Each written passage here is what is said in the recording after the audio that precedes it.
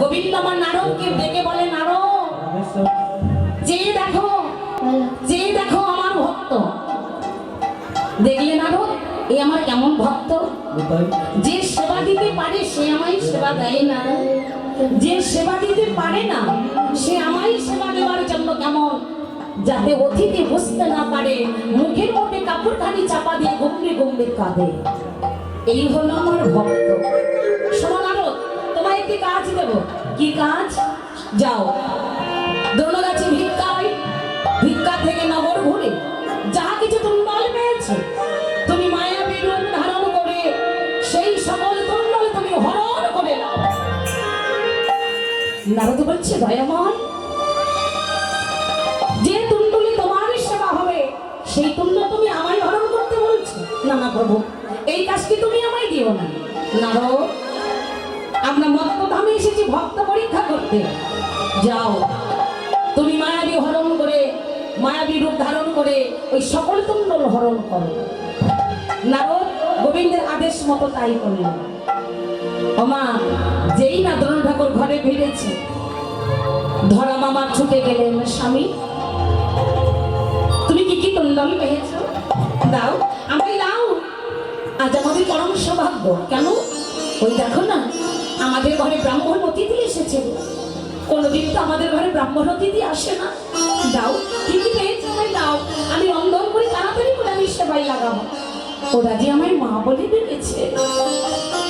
ধরার কথা শুনে দ্রোণ ঠাকুর নয়ন জলে বোধ ভাষা, ওগো ধরা, তুমি যে আসামি আমার কাছে ছুটে এলে, দেখো না আজ আমার ঝোলায় এক পুষ্প কুণ্ডল নাই। তবে কি তুমি কুণ্ডল পাওনি?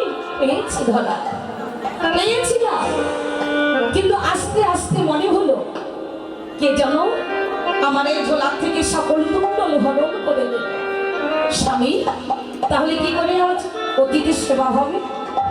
তুমি আরেকবার যাও, নগরে ভিক্ষা করে এসো, এক মুষ্ঠ পেলেই হবে। যাবো কেমন করে ধরা? সারাদিন নগরে নগরে হাঁটতে হাঁটতে আমার এই চলার চরণে যে আর চলছে, আমি আর যেতে পারবো না ধরা। তাহলে কি অতীত সেবার অপরাধী হব? ওগো ধরা, তোমায় একটি কথা বলি, আমার এই ভিক্ষার ঝুলি নিয়ে তুমি একবার যাও, আমি যাবো। ওগো স্বামী, জীবনে কোনোদিন আমি কারো কাছে গিয়ে ভিক্ষা করলাম না, আজ আমি ভিক্ষাই যাব। তাতে কি হয়েছে ধরা? লজ্জা ঘৃণা ভয় কেউ থাকতে নয়, তুমি লজ্জা করো না। যাও, তুমি যদি নগরে গিয়ে কিছু পাও তাই দিয়ে আমাকে অতীত সেবা হবে, নইলে যেন অতীত সেবার অপরাধী হব। বেশ। ধরা মা কি করলেন? এই ভিক্ষার ঝুলি নিয়ে নগরে নগরে যায়, যে দ্বারে যাই সেই দ্বারে গিয়ে বলি, ওগো নগরবাসী, আমায় কিছু ভিক্ষা দাও না, আমি অতিথির সেবা দেব। আমায় ভিক্ষা দাও গো নগরবাসী,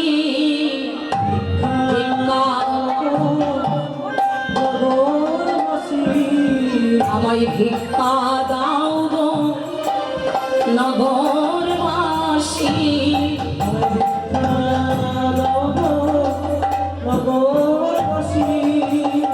আমি অতিথি সেবা লাগিয়ে এসেছি, ভিক্ষা দাও গো নগরবাসী।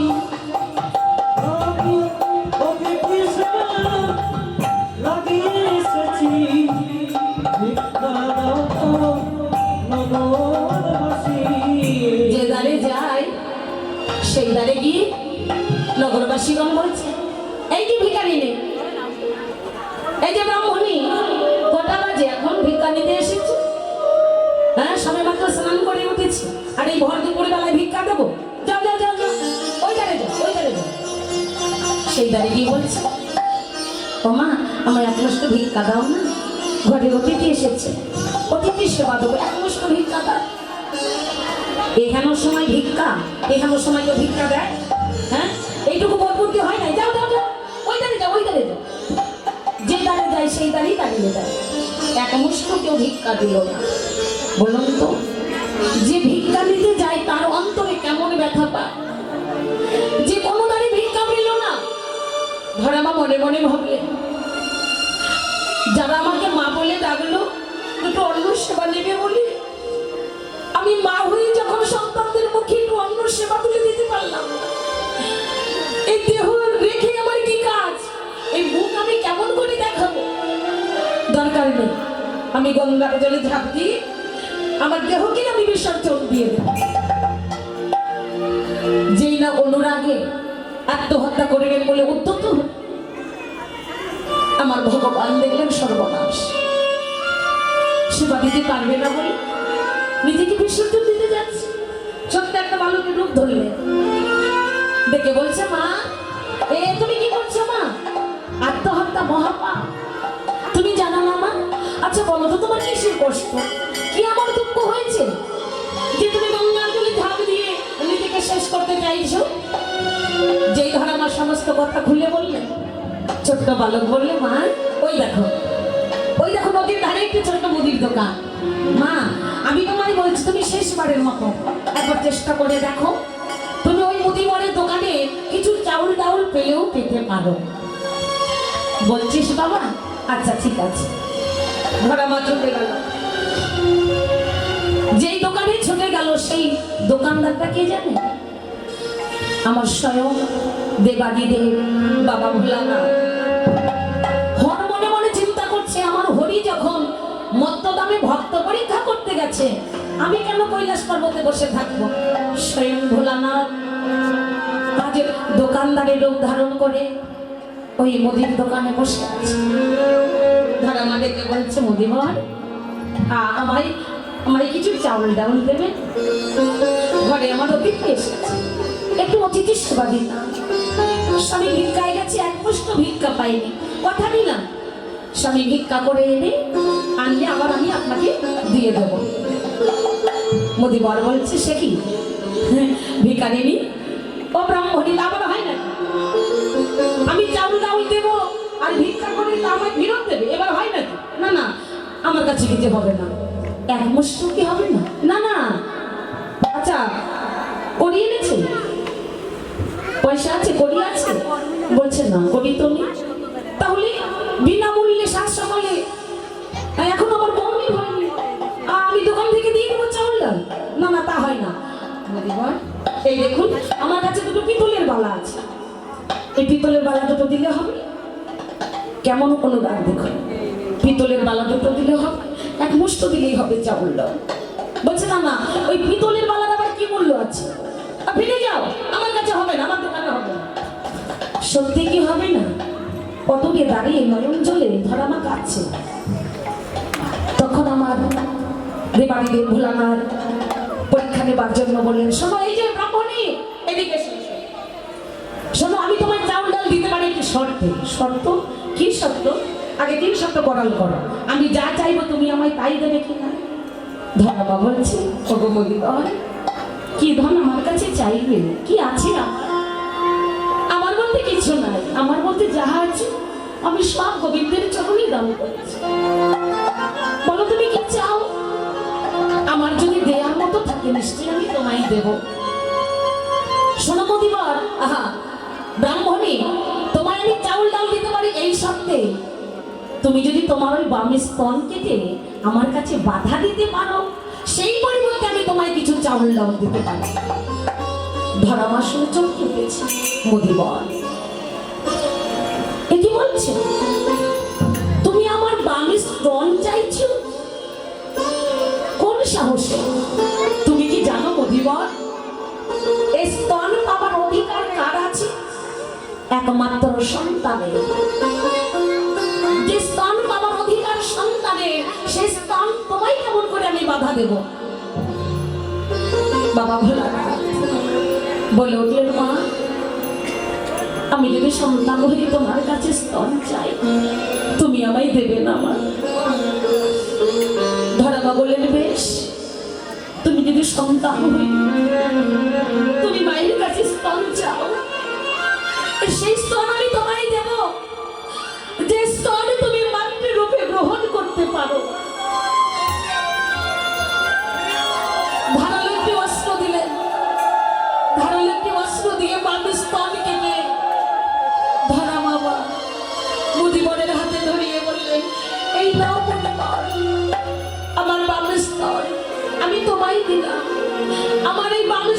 তুমি মাতৃরূপে গ্রহণ করো। তথাস্তু। চাউল ডাউল যা কিছু সেবাই লাগে ধরামার অঞ্চলে দিয়ে দিলে, ধরামা ছুটে ঘরে চলে গেল।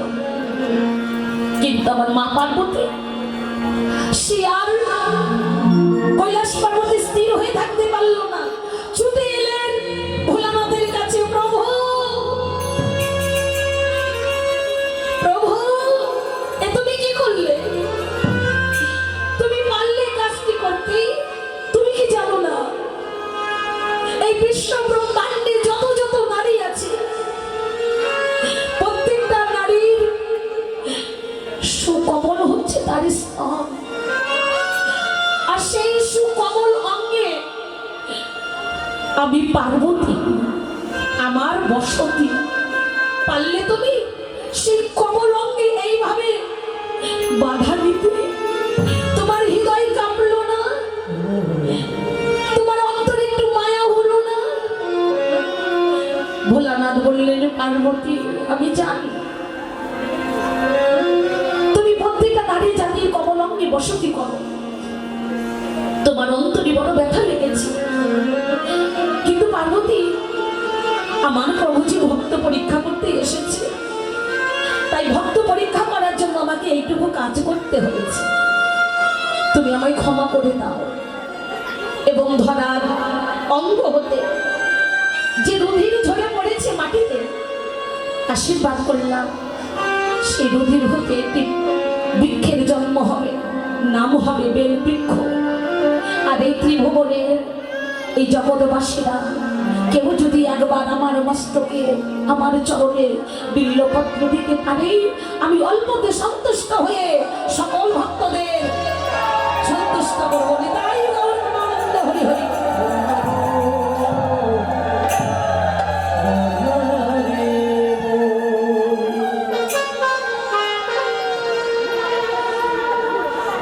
ধরামামা রন্ধন করে অতিথিদের সেবা দিয়েছে। একে একে যে সেবা দিয়েছে, আমার ব্রাহ্মণ নবী গোবিন্দের পাত্রের মধ্যে স্তন হতে এক ফোঁটা রুধির ঝরে পড়েছে। যেই ঝরে পড়েছে, গোবিন্দ আমার পরীক্ষা নেবার জন্য বললেন, মা এই কাজ তুমি কেমন করে করলে? তুমি অসুচি হয়ে আমাদের সেবা দিলে? তুমি তো আগেই বলতে পারতে মা, এতক্ষণ ধরে অপেক্ষায়। আর এই কি তোমার সেবার নমুনা? সেবার মধ্যে রুধির পড়ে উঠলো, এই সেবা কেউ করবো না? চলো নারদ, চলো চলো যাই। যেই আমার ব্রাহ্মণ বেশে গোবিন্দ এবং নারদ চলে যায়, ধর আমাদের যেন সত্যি আর তো কোনো উপায় নেই। তখন গলগণ্ডী বিধবা আসে, এ কথা মুখেও বলা যায় না। গলগণ্ডী বিধবা আসে অতিথিদের চরণতলে লুটিয়ে বললেন, অতিথি আপনারা কেউ যাবেন না, আমি অসুচি না। তাহলে সত্য করে বলো তো মা, তুমি যদি অসুচি না হবে এই পাত্রের মধ্যে রুধির এলো কোথার থেকে? যেই ধরামা সমস্ত কথা খুলে বললে, গোবিন্দ আমার আর নিজেকে ধরে রাখতে পারল না। নিজের স্বরূপ ভক্তের মাঝে দর্শন দিল। যেই না শঙ্খ চক্র গদা পদ্মধারী নারায়ণের রূপ দর্শন করল, ধরামা আমার গলগণ্ডী বিধবা আসে প্রভুর চরণতলে লুটিয়ে পড়লেন, প্রভু দয়াময়, এ কি প্রভু তুমি এসেছিলে আমার ঘরে, আমার মতো অভাগিনীর ঘরে, কাঙালের ঘরে। দয়াময়, তোমার কত করুণা, তোমার কত কৃপা। বলো মা, তুমি আমার কাছে কি চাও? আমি তোমার সেবায় বড় সন্তুষ্ট। তোমার মতো ভক্ত ত্রিভুবনে আর কেউ নাই যে স্তন বাধা দিয়ে অতিথির সেবা দেয়। বলো মা, তুমি কি চাও? তুমি যা চাইবে কথা দিলাম, আজ আমি তোমায় তাই দেব। ধরা মামা, তিনি তো দরিদ্র, তিনি তো গরিব, ঘরে তো তার কিছুই নাই। সে তো চাইতে পারত ধন সম্পদ, বিষয়, বাড়ি গাড়ি, কিন্তু না, প্রকৃত ভক্ত কি চাইল? প্রভু কি ধন চাইব? কেবা আছে আমার এই জগতে? তুমি ছাড়া আমার আর কেউ নেই। তাই দিতে যদি হয় দয়াময় আমায় এমন ধন দাও যে স্তন তুমি আজ আমায় একটি সেবা করে গেলি, আমি যেন তোমায় পুনরায় এই যুগলি স্তন সেবা করাতে পারি। আমি তোমায় কেবল পুত্র রূপে চাই প্রভু। তথাস্তু।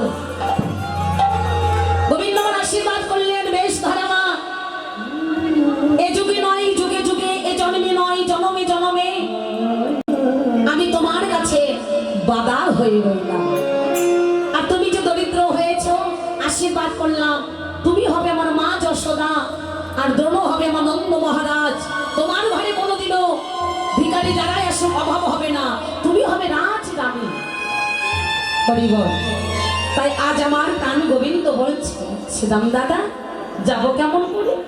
আমি যে সেই মায়ের কাছে ধরা পড়েছি, এই জন্মে নয় জনমে জনমে মায়ের কাছে ধরা পড়েছি, তাই আমি কেমন করে যাব? এই বলে শ্রীরাম কি করলেন, ওগো শ্রীরাম যা ইয়া কহি নন্দের নন্দন, শ্রীরাম যা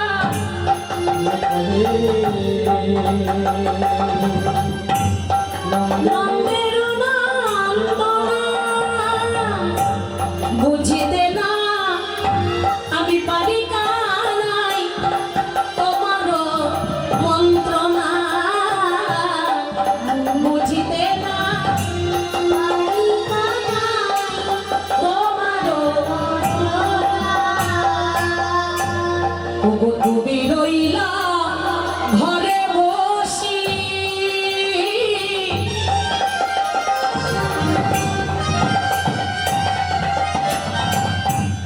মাঠে গেল পাল,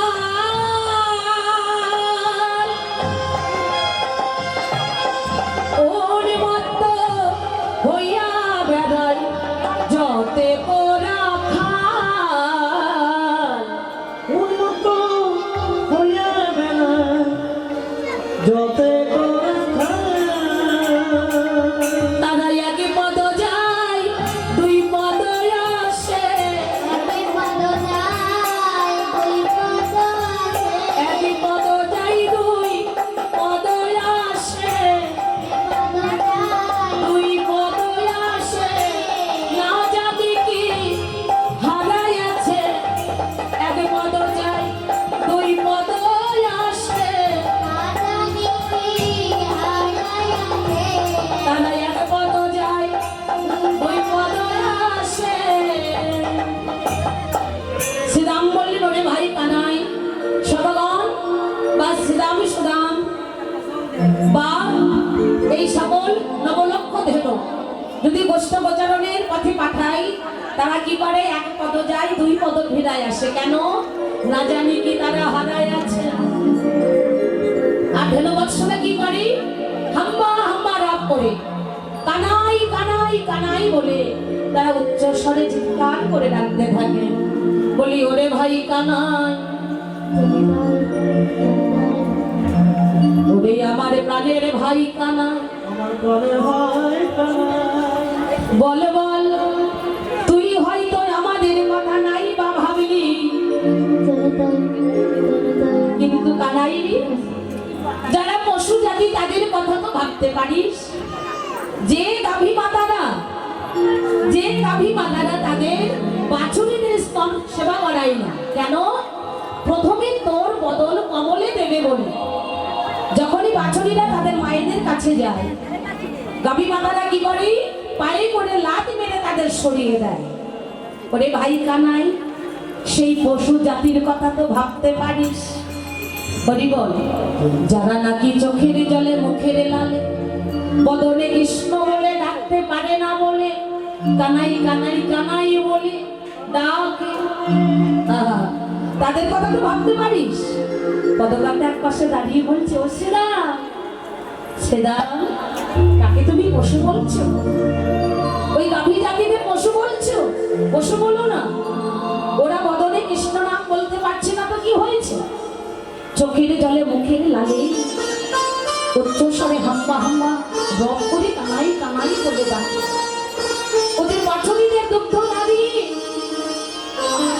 আমাদের গোবিন্দের বদনে দেবেন বলে তারা দুগ্ধ কমল দুলাতে দুলাতে আসে।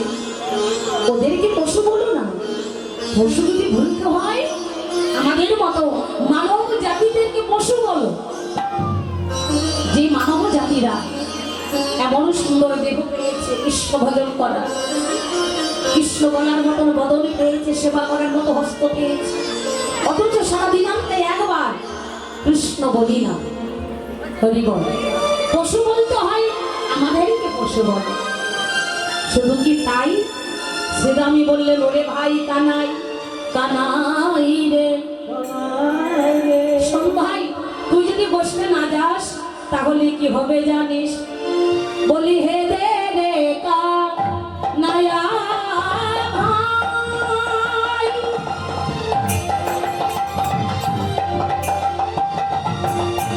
তোরি সঙ্গ চাই, হে দে রে কানায়া ভাই, তোরি সঙ্গ চাই। ও ভাই কানাই, হে দেবে কানায়া ভাই, তোর সঙ্গ চাই।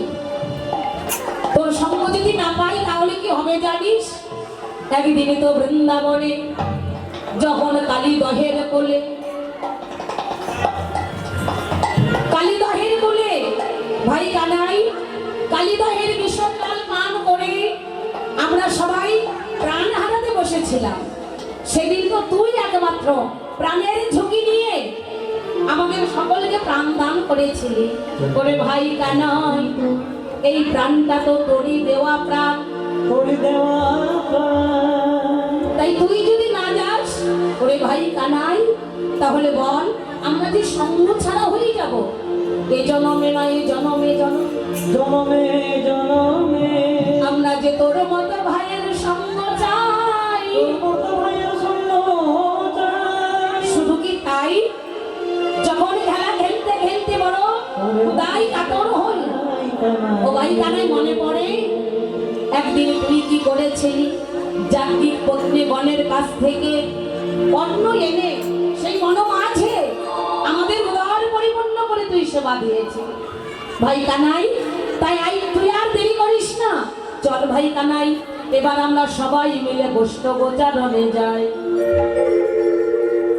যে এই কথা বলেছি গোবিন্দ আমার বললেন, শ্রীরাম আমি যে মায়ের কাছে ধরা পড়েছি, মা যদি আমায় আদেশ না দেয় কেমন করে যাব বল, হরি বল। তাই শ্রীরাম কি কি বলছি? ও গো শ্রীরাম যাইয়া কহে,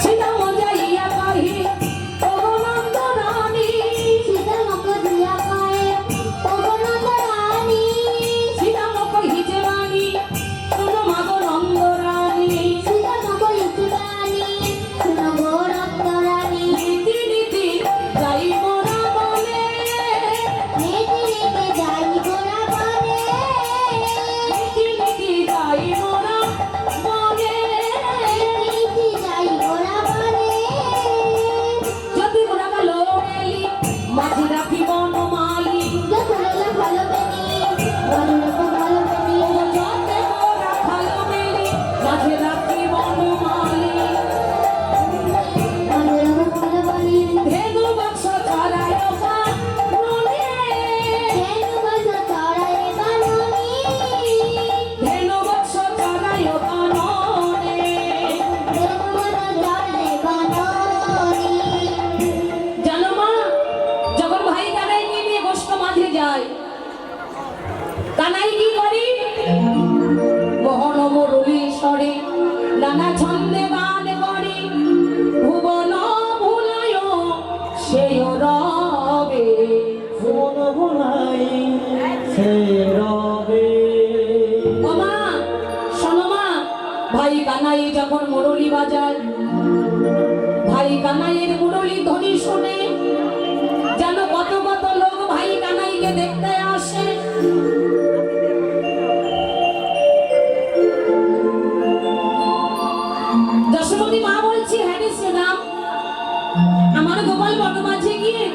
বাঁশি বাজালে আবার লোক দেখতে আসে, বলছে হ্যাঁ মা আসে, কত কত লোক ভাই কানাইকে দেখতে আসে। তবে শোনো মা, ও মা, যারা আসে আমি তো তাদের নামে জানি না, আমি একে একে তার রূপের বর্ণনা দিচ্ছি, তুমি শুধু বলবে ও মা তারা কে হয়। এই বলেই শ্রীরাম সখা বলছে, শোনো মা তারা কে জানো? হংসের উপরে চড়ি চতুর্মুখ মন্ত্র পড়ি, হংসের উপর চড়ি চতুর্মুখ মন্ত্র পড়ি, হংসের উপরে চড়ি চতুর্মুখ মন্ত্র পড়ি, হংসের উপর চড়ি চতুর্মুখ মন্ত্র পড়ি, আমি করে কানাইয়ের বাড়ির পাশে, রাম করে কানাই চারিপাশে, আমি করে কানাইয়ের বাড়ির পাশে। রাম করে কানাইয়ের চারিপাশে। ও মা, হংসের উপরে পড়ি চতুর্মুখ মন্ত্র পড়ি, তার জানো মা? ভাই কানাইয়ের চারিপাশে, আমি নাম জপ করে, ভাই কানাইয়ের চারিপাশে, আমি নাম জপ করে, ভাই কানাইয়ের চারিপাশে, নাম জপ করে, ভাই কানাইয়ের চারিপাশে, আমি নাম জপ করে।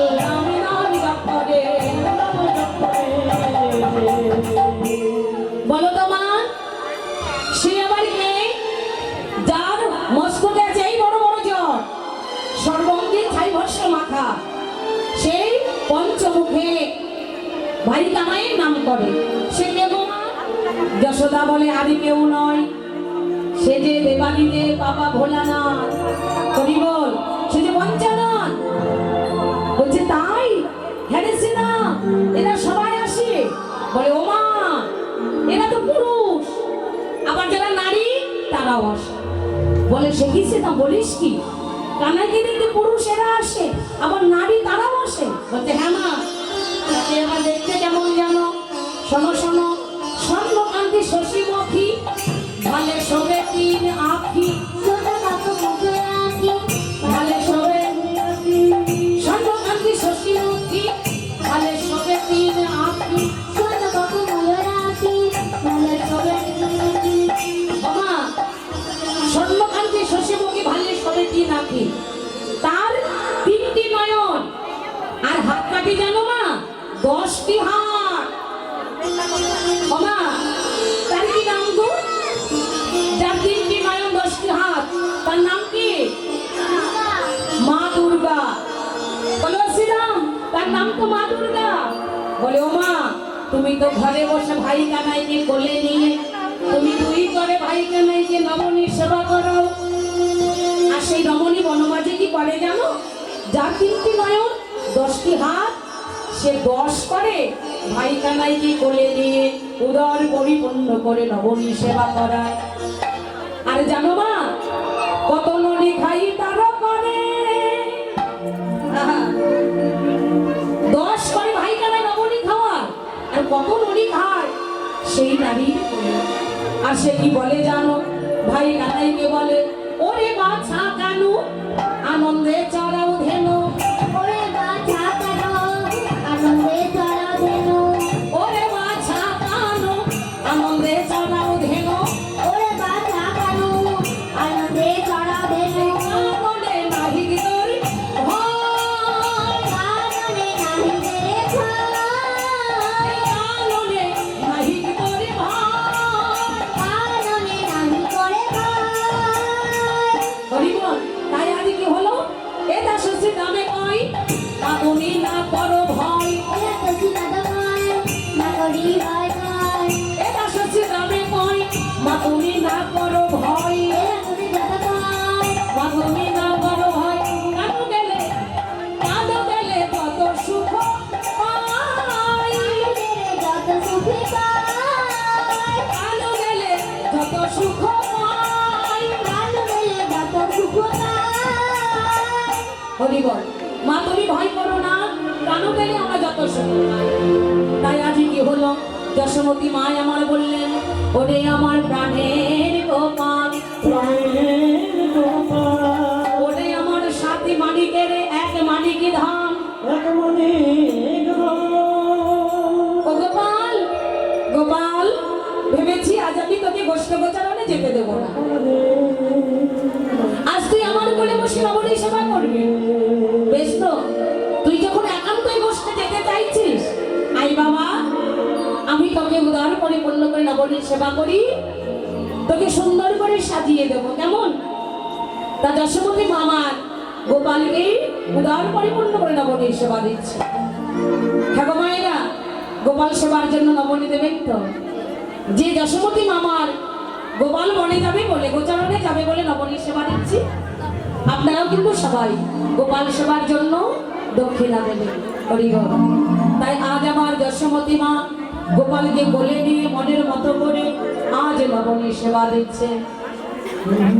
যেই না নবনীর সেবা দিচ্ছে, আহা, শুধু কি তাই, কিছু নবনী বেঁধে শ্রীরামের করে দিলেন, বললেন ওরে শ্রীরামী রে, ওরে শ্রীরাম রে, গোপাল হলো আমার ছোট ছেলে, ছোট ছেলে, গোপাল আমার ভালো মন্দ বোঝে না, ভালো মন্দ বোঝে না।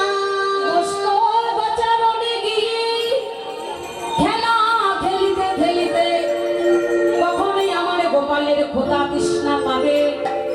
তাই বলে শ্রীরামে রে, শ্রীরামে রে, তোর অঞ্চলে আমি নবনী বেঁধে দিলাম। নবনী বেঁধে দিলাম। দেখিস আমার গোপালের বদনে যেন শুকায়ে না যায়, গোপালের বদন যেন শুকায়ে না যায়। বদনে যেন শুকায়ে না যায়, বদনে যেন শুকায়ে না যায়। ওরে আমার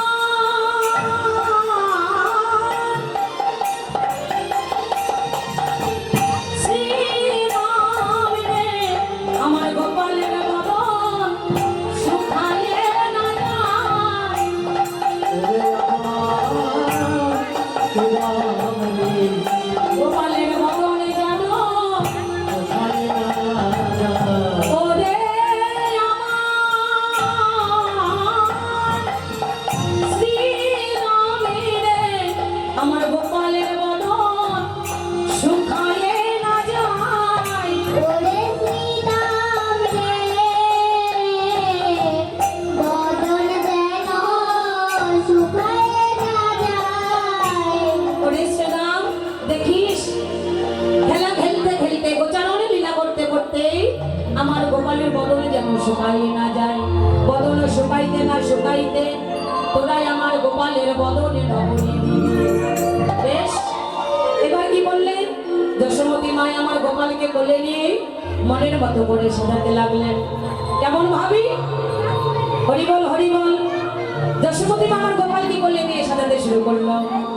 যেখানে যে আবরণ লাগে তাই দিয়ে গোপালকে সাজাচ্ছে। কেমন ভাবি? ওগো নন্দরানী কৌতূহলে গোপালের লইয়া কোলে, নন্দরানী কৌতূহলে গোপালের কোলে চলে।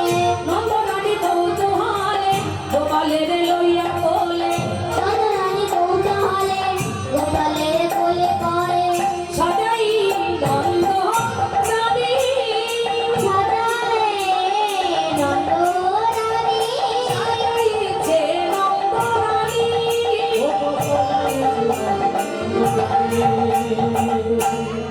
যেখানে যে আবরণ লাগে তাই দিয়ে যশোমতী মা আমার গোপালকে সাজায়। তবু কেন মায়ের সাজবিতে না? বলে ওরে গোপাল রে, জানিস বাবা বড় মতো আপদ বিপদ হয়, আয় আয় আয় বাবা, তোর অঙ্গে আমি রক্ষা মন্ত্র বেঁধে দিই। এই বলে যশোমতী মা আমার গোপালকে কাছে নিয়ে গোপালের অঙ্গে রক্ষা মন্ত্র বেঁধে দিচ্ছে। কেমন ভাবি?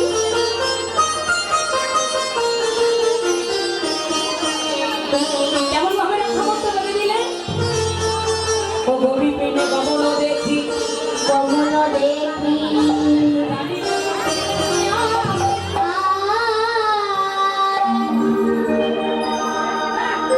কোলে লই নন্দরানী, নন্দরানী,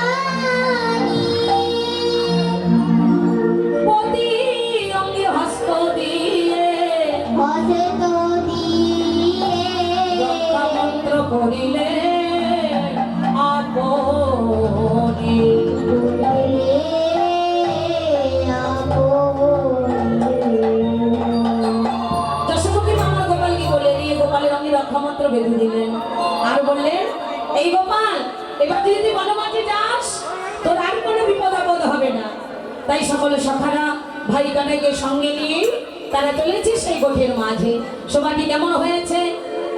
ছোটি ছোটি হো, ছোটি ছোটি, ছোটি ছোটি হো, ছোটি ছোটি, ছোটি ছোটি গাইয়া, ছোটি ছোটি গান, ছোটি সুমের আমার মদন গোপাল।